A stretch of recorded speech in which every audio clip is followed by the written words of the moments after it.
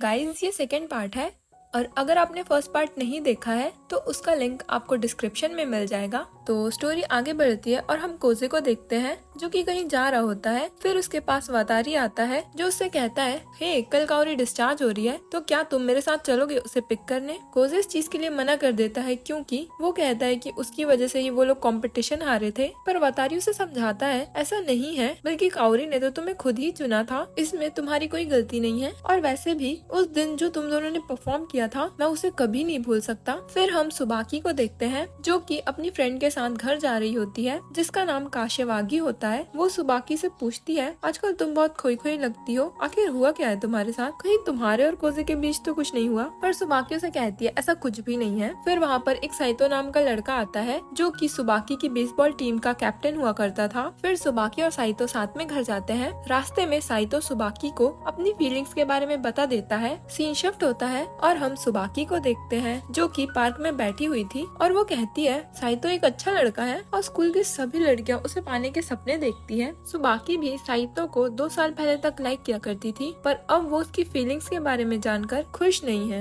अगले दिन हम कोसे को देखते हैं जो कि एक ब्रिज से जा रहा था और उसे वहाँ काउरी दिखती है जो कि उसका इंतजार कर रही थी। काउरी कहती है तो मेरा गिफ्ट कहाँ है? पर कोजे ने तो कोई गिफ्ट लाया ही नहीं था। और ये जानकर काउरी बच्चों की तरह रोने लगती है और ड्रामा करने लगती है। उसे शांत कराने के लिए कोजे उससे कहता है, अच्छा ठीक है, तुम जो कहोगी मैं तुम्हारे लिए वो करूंगा। और बस यहाँ पर काउरी को मौका मिल जाता है। वो कोजे को पियानो कंपटीशन में पार्टिसिपेट करने के लिए कहती है। कोजे कहता है तुम इसके अलावा कुछ भी मांग लो। काउरी कहती है कहीं तुम्हें डर तो नहीं लग रहा? जिस पर कोजे कहता है मैं बहुत बुरा हूँ, मैंने अपने टैलेंट को खुद ही जंग लगने छोड़ दिया है। काउरी उसे समझाती है कि तुम अकेले नहीं हो, ऐसे और भी लोग हैं और क्यों ना हम एक नई शुरुआत करें। इतना कह के वो ब्रिज से जंप कर देती है। कोजे सोचता है तुम्हें देखकर मैं खुद को रोक नहीं पाता हूँ तुम्हारी तरह बनने से, और फिर वो भी ब्रिज से कूद जाता है। फिर वो दोनों कोजे के ही घर जाते हैं जहाँ पर काउरी कोजे के पियानो को देखती है जिसे उसने कबाड़ की तरह रखा हुआ था। और ये देखकर काउरी को बहुत गुस्सा आ जाता है और वो तुरंत ही उसके पियानो को साफ करने लगती है। जब वो रूम के विंडोज को ओपन करती है तब उसे दूसरी तरफ सुबाकी दिखती है। काउरी को कोजे के साथ देखकर सुबाकी को बहुत गुस्सा आता है। अगले दिन हम कोजे को देखते हैं जो कि म्यूजिक रूम में होता है और वो पियानो बजा रहा था जिसे काउरी रिकॉर्ड कर लेती है। और जब कोजे वो रिकॉर्डिंग सुनता है तो वो पागल हो जाता है क्योंकि उसने सभी कुछ आउट ऑफ सिंक बजाया था और वो कंपटीशन में पार्टिसिपेट करने से भी मना करने लगता है। पर काउरी उसे बताती है उसने ऑलरेडी कोजे का नाम रजिस्टर करवा दिया है। असल में इस कंपटीशन का नाम माय होम है और ये एक नेशनल लेवल का कंपटीशन है। इसे जीतने के बाद इंटरनेशनल लेवल तक जाया जा सकता है। काउरी कोजे को बताती है अगर तुम म्यूजिक के नोट सुन नहीं सकते तो तुम उन्हें इमेजिन कर लो। फिर हम देखते हैं काउरी और सुबाकी साथ में घर जा रहे होते हैं। सुबाकी काउरी से कहती है मैं चाहती थी कि कोजे पियानो बजाए पर मैं उसे सफर करते हुए नहीं देखना चाहती। इस पर काउरी उससे कहती है वो अभी तो सफर कर रहा है पर तुम देखना थोड़े टाइम बाद उसकी ये सफरिंग म्यूजिक में बदल जाएगी। फिर वो दोनों अपने अपने घर के लिए निकल जाते हैं पर काउरी अपने घर न जाकर कोजे के घर जाती है। इधर हम सुबाकी को देखते हैं जिसको साइतो की कॉल आती है और अब सुबाकी को रियलाइज हो गया था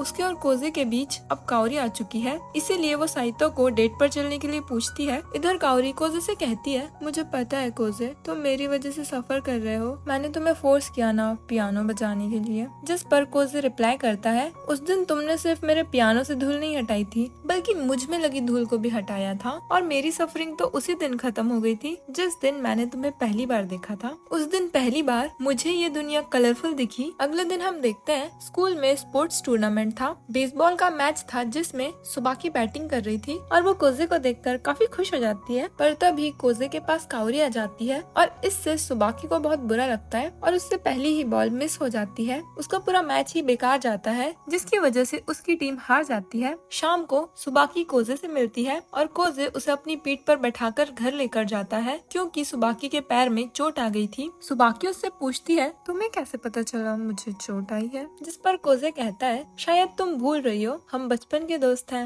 और हम एक फ्लैशबैक देखते हैं जिसमें सुबाकी कोजे को अपनी पीठ पर बैठाकर घर ले जा रही थी। अब कोजे कहता है तुमने हमेशा मेरा साथ दिया और हमेशा मुझे खुश रखने की कोशिश करी, तो क्यों ना अब से मैं तुम्हें खुश रखूं, और तुम तो मेरे साथ हमेशा ही हो। ये सुनकर सुबाकी को समझ आ जाता है कि उसके और कोजे के बीच में कोई नहीं आ सकता। फिर हम अगले दिन का स्पोर्ट टूर्नामेंट देखते हैं और आज वतारी का फुटबॉल मैच था और वतारी भी हार जाता है, पर वो ऐसा शो करता है कि ये कोई बड़ी बात नहीं है। पर जब वो बाथरूम में अकेला होता है तब वो वहाँ पर बहुत रोता है, क्योंकि वो इस मैच को जीत कर स्कूल का स्टार बनना चाहता था, पर ऐसा हुआ नहीं। फिर हम कोजे और काउरी को देखते हैं जो कि एक पार्क में बैठे हुए थे। कोजे काउरी को बताता है बचपन में उसके पास एक ब्लैक कैट हुआ करती थी और एक दिन जब कोजे उसके साथ खेल रहा था तब कोजे के हाथ में चोट लग गई थी और ये देखकर कोजे की मॉम ने उस ब्लैक कैट को अबेंडन कर दिया। कोजे आगे कहता है वो उस दिन के बाद से अपनी मॉम की परछाई में है। काउरी उसे समझाती है ऐसा नहीं है, तुम आजाद हो, तुम अपनी परफॉर्मेंस एकदम खुल के देना। फिर हम कोजे को देखते हैं, उसके सामने एक ब्लैक कैट होती है जो उससे पूछती है तो कल तुम्हारा कंपटीशन है और क्या तुम्हें अभी भी नोट सुनाई नहीं देते? जिस पर कोजे कहता है हाँ ये बात सच है, मुझे नोट सुनाई नहीं देते, पर मैं एक लड़की से मिला जो म्यूजिक पे आंख बंद करके भरोसा करती है और शायद मुझे भी यही करना चाहिए। फिर हम कंपटीशन का दिन देखते हैं। कोजे हॉल की तरफ जा रहा होता है और उसे दो टीनेजर्स दिखते हैं जिनमें से एक का नाम आइजा होता है और एक का एमी। असल में ये दोनों बचपन से ही कोजे के कॉम्पिटिटर्स हैं, पर जैसे कि कोजे हमेशा फर्स्ट आता था जिसकी वजह से ये दोनों सेकंड और थर्ड आते थे और 2 सालों से ये दोनों टॉप पर हैं, पर आज वो कोजे को अपना टैलेंट दिखाना चाहते हैं। इधर हम ये तीनों को देखते हैं और काउरी कहती है कोजे की मॉम ने हमेशा कॉम्पोजिशन पर फोकस किया जिसकी वजह से वो हमेशा टॉप पर रहता था और वो जजेस को बहुत पसंद आता था, पर उसके म्यूजिक में कभी कोई फीलिंग्स नहीं थी जिस वजह से ऑडियंस को उसका म्यूजिक उतना पसंद नहीं था, इसीलिए लोग उसे उसकी मॉम का पपेट, रोबोट ये सब कहने लगे। फिर कंपटीशन शुरू होता है और आइजा स्टेज पर आता है जिसे देखकर ऑडियंस बहुत ज्यादा खुश हो जाती है क्योंकि प्रेजेंट में आइजा टॉप पर है। असल में आइजा पिछले साल ही मायहो कंपटीशन जीत चुका है, पर वो इस साल फिर से आया और तो और उसे जर्मनी से इनविटेशन भी आया है, पर वो सब छोड़कर दोबारा कंपटीशन में पार्टिसिपेट करता है ताकि वो कोजे को हरा सके। जब आइजा अपना पियानो प्ले करता है तब उसके पियानो से सब ऑडियंस बहुत ज्यादा खुश हो जाती है क्योंकि वो कॉम्पोजिशन के साथ साथ उसके म्यूजिक को फील कर पा रहे थे। फिर कंपटीशन खत्म होने के बाद आइजा कोजे के पास आता है और उसे कहता है क्या तुमने मेरी परफॉर्मेंस देखी? जिस पर कोजे कहता है हाँ तुमने बहुत अच्छा किया, और ये सुनकर आइजा सब भूल जाता है और वो बहुत खुश हो जाता है। अब बारी थी एमी की, वो स्टेज पर आती है और हम उसका एक फ्लैशबैक देखते हैं।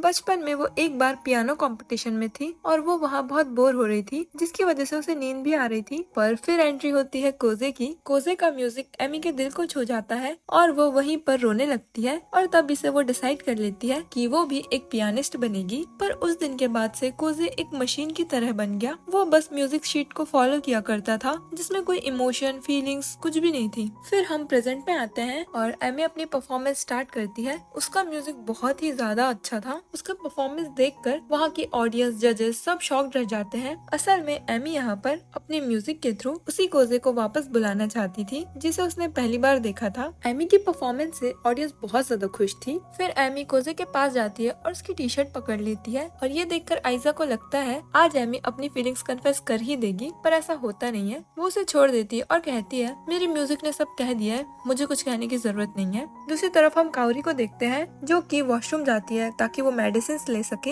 इधर कोजे स्टेज पर जा रहा होता है और वो बहुत ही ज्यादा नर्वस था। कोजे अपनी सीट के पास खड़ा ही रह जाता है और फिर हमें एक फ्लैशबैक दिखाया जाता है जिसमें सुबाकी एक बॉल लेकर कोजे के घर जाती है ताकि वो दोनों साथ में खेल सके, पर कोजे कहता है कि वो नहीं खेल सकता, उसे पियानो की प्रैक्टिस करनी है। यहाँ पर हम कोजे के हाथ में चोट के निशान भी देख पाते हैं। फिर हम देखते हैं कोजे की मॉम बीमार हो जाती है और कोजे उन्हें बताता है वो कंपटीशन में फर्स्ट आया है। कोजे की मॉम उससे कहती है बेटा मेरे लिए तो तुम्हारी कामयाबी ही मेरा मेडिसिन है, और ये सुनकर कोजे कहता है अगर ऐसा है तो मैं आपके लिए हमेशा फर्स्ट आऊंगा। सीन प्रेजेंट में आता है। कोजे स्टेज पर अपनी मॉम की परछाई देख पा रहा था जो उससे कहती है आओ कोजे बैठो यहाँ पर। कोजे बहुत डरा हुआ था पर फिर भी वो हिम्मत करके जाता है और अपना पियानो प्ले करता है। वो शुरू में तो बचपन की तरह ही परफेक्शन से बजा रहा होता है। और फिर हम एक और फ्लैशबैक देखते हैं। अब कोजे की मॉम ठीक हो चुकी थी और वो हॉस्पिटल से डिस्चार्ज होकर कोजे का परफॉर्मेंस देखने जाती है और इसी खुशी में कोजे आज अपनी फीलिंग्स के साथ पियानो बजा रहा होता है, पर उसकी मॉम को ये पसंद नहीं आता और वो उसे पीटते हुए कहती है मैंने तुम्हें अपनी नोट्स को फॉलो करना सिखाया है, ना कि अपनी फीलिंग्स को।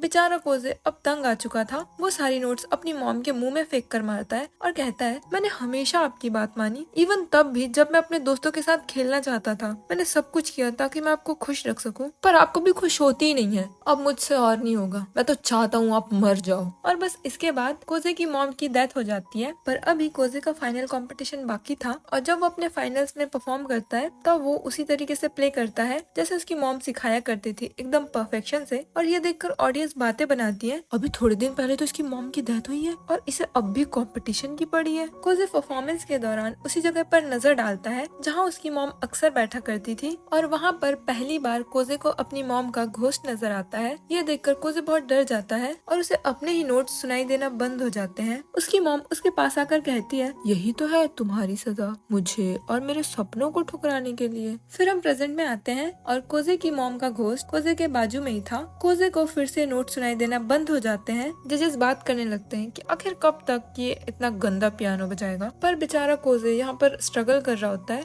थोड़ी देर में वो हार मान लेता है और रुक जाता है, पर फिर उसे वो दिन याद आता है जब उसने और काओरी ने साथ में परफॉर्म किया था। वो उसके और काओरी के साथ बिताए हुए लम्हों को याद करता है और कहता है, मैं ये तुम्हारे लिए करूंगा। वो पियानो बजाना दोबारा शुरू करता है और अब उसके म्यूजिक में एक बहुत बड़ा चेंज आता है। स्टार्टिंग में वो एक रोबोट की तरह प्ले कर रहा था और फिर बीच में वो एक छोटे बच्चे की तरह प्ले करने लगा था, पर अब वो अपने दिल से फीलिंग्स के साथ प्ले कर रहा है और ऑडियंस तो उसके म्यूजिक में खो ही जाती है। काओरी मन में कोजे से कहती है, वेलकम होम कोजे। फिर उसकी परफॉर्मेंस खत्म होती है और वो बहुत ही ज्यादा खुश था क्योंकि आज उसने काओरी के लिए बजाया। फिर जब कोजे बाहर जा रहा होता है तब उसके पास एक लेडी आती है जिसका नाम हिरोको होता है। असल में हिरोको कोजे की मॉम की कॉलेज फ्रेंड है और हिरोको ही वो पहली इंसान थी जिसने कोजे के टैलेंट को पहचाना था। और अब कोजे के पास उसके फ्रेंड्स भी आ जाते हैं। हिरोको कोजे से पूछती है, तो बताओ इनमें से कौन सी है तुम्हारी गर्लफ्रेंड? देखो ये मत कहना कि ऐसा कुछ नहीं है, मैंने देखा तुम्हारा म्यूजिक चीख चीख के कह रहा था कि तुम अपने प्यार का इजहार कर रहे थे।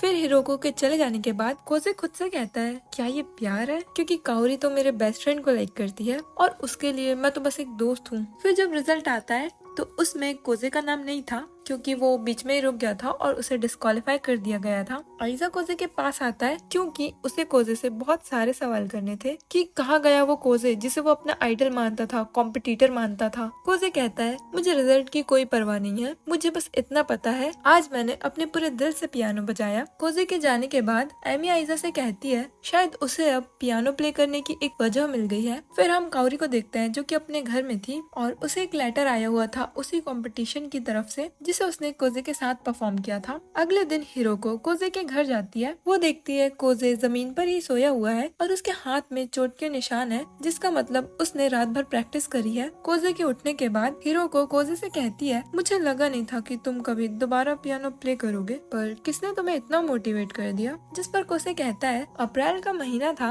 और मैं एक पागल लड़की से मिला जो मुझे जबरदस्ती कंपटीशन में लेकर गई और मुझसे पियानो प्ले करवाया। वहाँ पर मैंने वो फील किया जो मैंने पहले कभी फील नहीं किया था और मैंने सोचा क्यों ना मैं भी उस पागल वायलिनिस्ट की तरह एक पागल पियानिस्ट बन जाऊं। और यहाँ पर हिरोको कहती है, तो ठीक है, आज से मैं तुम्हारी गार्जियन और मैं तुम्हें पियानो सिखाऊंगी। दूसरी तरफ हम देखते हैं काओरी अपने उसी लेटर के बारे में सभी दोस्तों को बता देती है कि उन्हें गाला इवेंट में परफॉर्म करने के लिए ऑफर मिला है। फिर जब कोजे और काओरी साथ में घर जा रहे होते हैं, काओरी कोजे से पूछती है, 2 साल के बाद तुम्हारा ये पहला कंपटीशन था तो कैसा रहा? कोजे कहता है, वहाँ पर मैंने एक चीज रियलाइज की, सभी के दिल में कुछ न कुछ फीलिंग्स थी। किसी के अंदर दिखावे की इच्छा थी तो किसी के अंदर गुस्सा और अकेलापन। जिस पर काओरी पूछती है, तुम्हारे दिल में क्या था? तुम्हारी इंस्पिरेशन क्या थी? जिस पर कोजे हिम्मत कर बोल ही देता है, तुम थी। जिस पर काओरी कहती है, मैं तुम्हारे साथ हमेशा नहीं रह सकती तुम्हारी हेल्प करने के लिए। फिर हम देखते हैं ये दोनों प्रैक्टिस कर रहे होते हैं पर कोजे अच्छे से नहीं कर रहा था, जिस पर काओरी को गुस्सा आ जाता है और वो कोजे को एक बॉटल फेंक कर मारती है। असल में जो सॉन्ग काओरी ने सेलेक्ट किया था वो कोजे की मॉम का फेवरेट था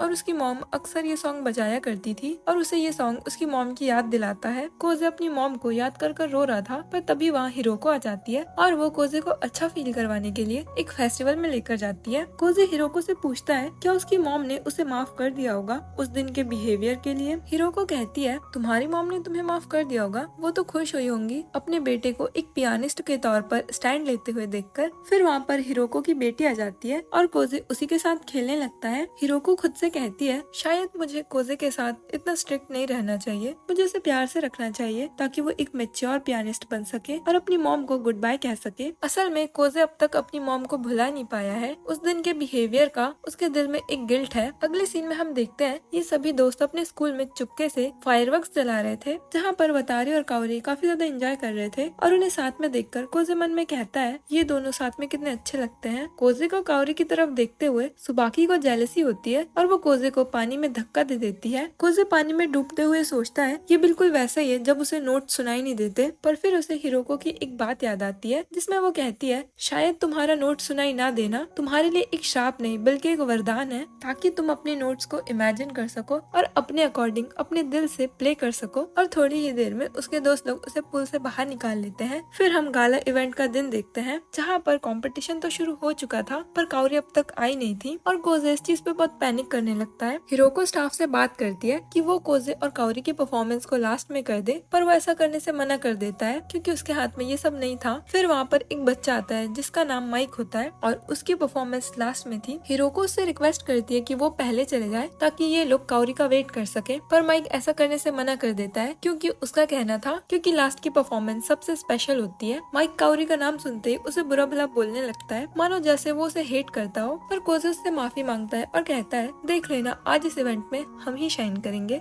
इसके बाद कोजे और काओरी की टर्न आती है और कोजे स्टेज पर अकेला ही जाता है। ये देखकर ऑडियंस काफी डिसअपॉइंट होती है क्योंकि वो लोग काओरी के लिए आए थे, आखिर काओरी कंपटीशन के लिए क्यों नहीं आई और अब आगे क्या होगा, क्या कोजे ऑडियंस का दिल जीत पाएगा, ये जानने के लिए तो आपको नेक्स्ट पार्ट देखना होगा। तो बने रहिए इसी चैनल पर।